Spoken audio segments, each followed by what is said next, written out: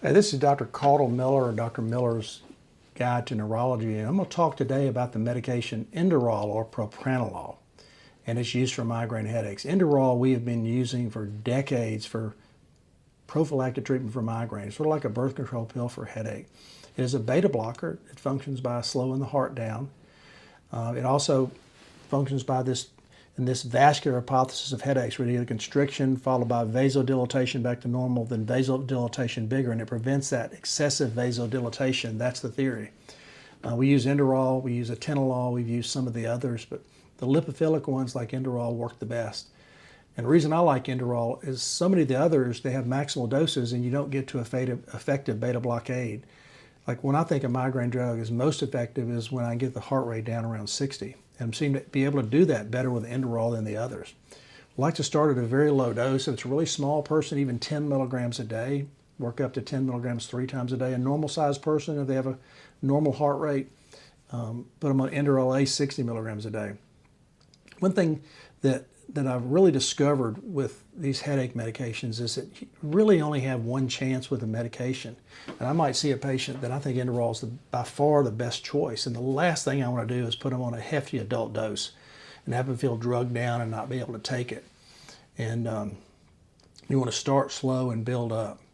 You don't use Inderal in asthmatics because it can precipitate an asthmatic attack. You don't use it in diabetics on insulin.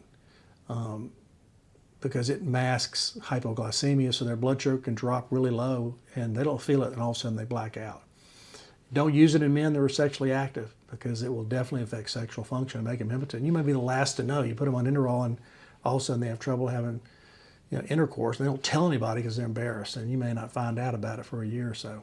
And you don't really use it in high-performance athletes. Now, I have 2 half marathoners, females that take it, but that's unusual. The famous story of Lenny Bias, the Syracuse basketball player, he was taking it for a heart condition, either atrial fib or SVT, and he was averaging about 30 points a game, I think 33 points a game, but Inderal was dragging him down and he stopped taking it, and he arrested and died, a very famous story.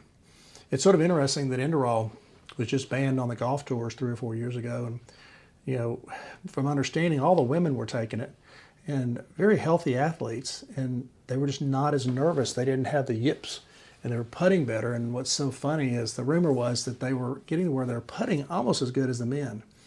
And then a couple of the famous men started taking it, and one very famous one, and then they banned it because they said it was making a putt too well. But I really think they were worried that the men were not going to be putting as well as the women were on Inderal. So Inderal is very, very safe. So start at a low dose. If I started on 60 milligrams LA, I'd see them back in a month or so and check their blood pressure and heart rate. If their heart rate was in the 70s or 80s, I'd go to 80, then go to 160, try to get the heart rate down to 60s. Side effects mainly people perceive is it drags them down. So, a Neymar or Ronaldo or a Messi, third quarter of a soccer game, fourth quarter of a basketball game, they wouldn't like the way it makes them feel. But most people like it. A lot of women really like Inderal because it's sort of an anti-anxiety. In young women, we use it for panic attacks. So it just sort of levels you out. So sometimes people's headaches go away. I've had patients that hadn't had migraines in 20 years, but they won't stop their beta blocker because they just feel better and they're very safe.